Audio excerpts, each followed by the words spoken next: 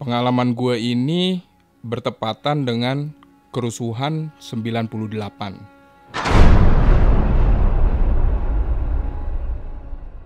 Posisinya gue tinggal di belakang Glodok Plaza, yang mana notabene-nya itu adalah pusat elektronik dari dulu ya. Nah, waktu pecah kerusuhan itu di tanggal 13 pagi, massa udah mulai buas itu menjarah pameran-pameran elektronik, gudang-gudang elektronik di dalam. Mulai sore kondisinya udah setengah terbakar Glodok itu.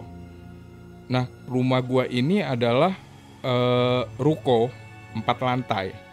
Gua ngelihat semua kejadian itu dimantau dari lantai 2. Gue lihat itu orang-orang yang rame-rame ngejarah, terus yang berebutan hasil jarahan, terus korban-korban yang kena pecahan-pecahan kaca, orang-orang yang kebakar, ada juga yang korban-korban tindakan asusila di dalam itu.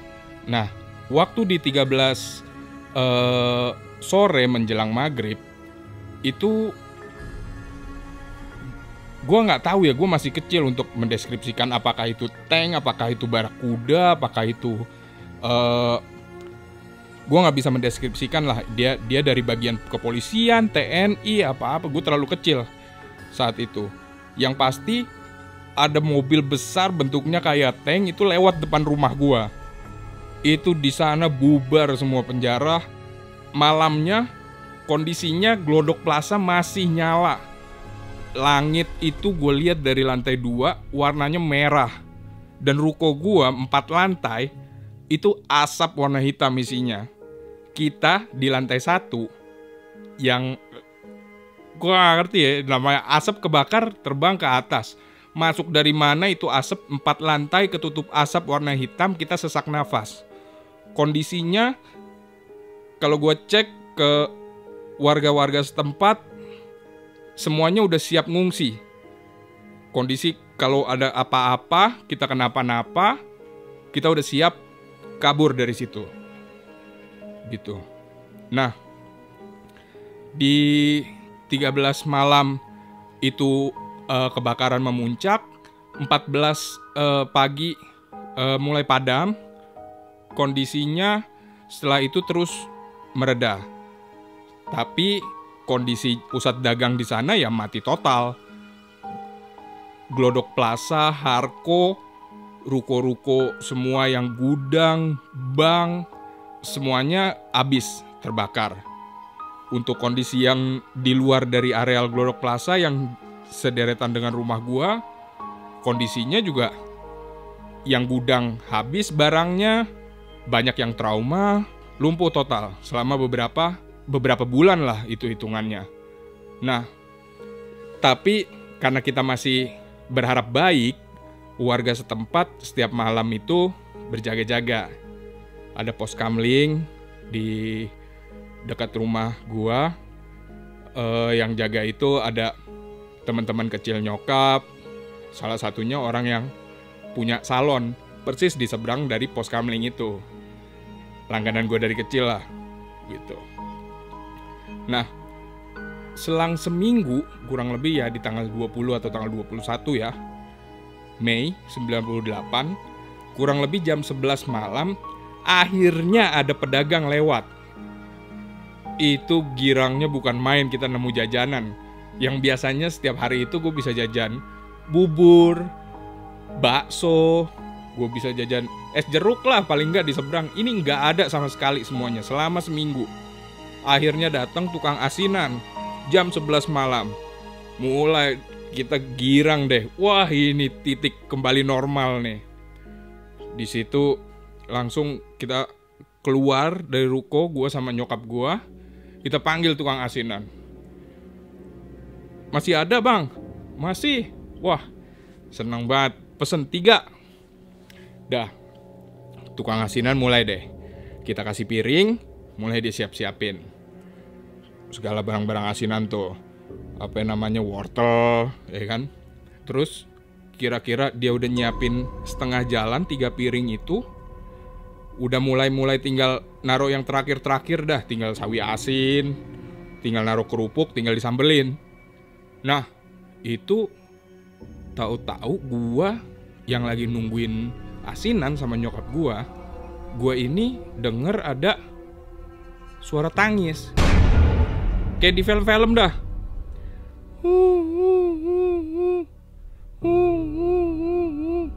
Ya kalau dikata orang-orang mah, kalau yang orang-orang pinter kayak suara kuntilanak, kayak di film-film kuntilanak, suara tangisan apa rintihan kuntilanak gitu.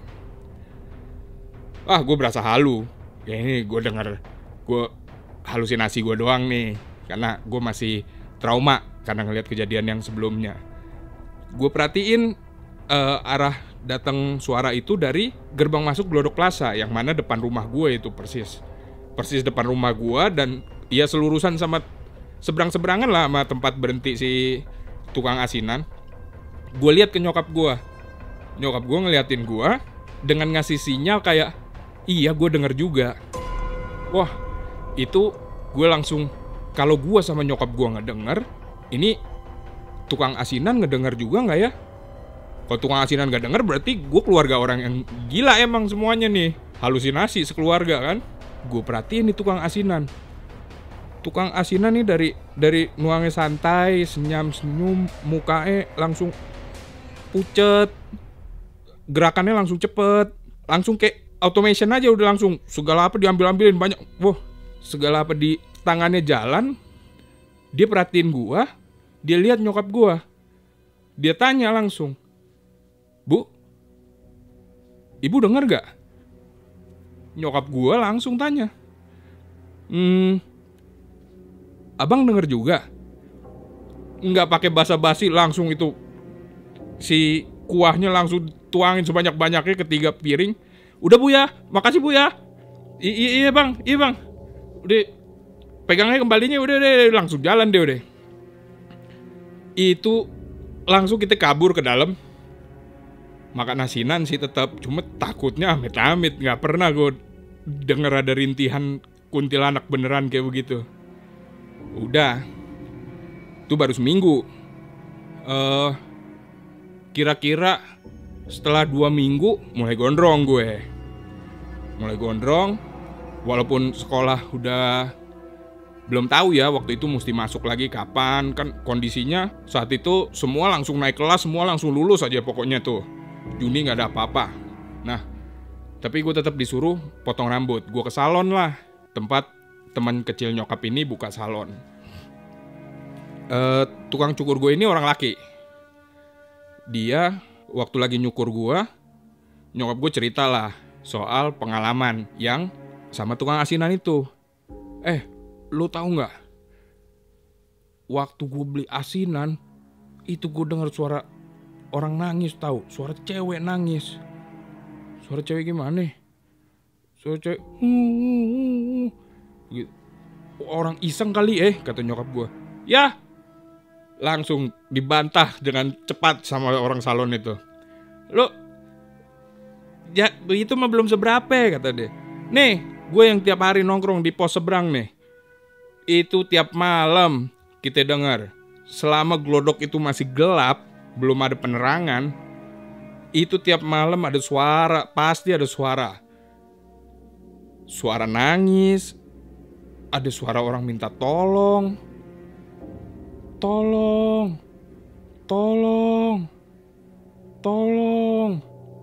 Terdiam. Ada lagi suaranya. Tolong. Ada aja setiap hari. Panas. Itu asli, yang jaga pos juga was-was. Apa itu di dalam orang ada yang masih hidup? Tapi mau dicek juga tengah malam doang suaranya keluar. Padahal siangnya juga sepinya kurang lebih sama kayak malam. Itu bener-bener nyeremin. Asli. Dampak dari kerusuhan itu yang paling nyeremin adalah suara-suara dari Glodok Plaza.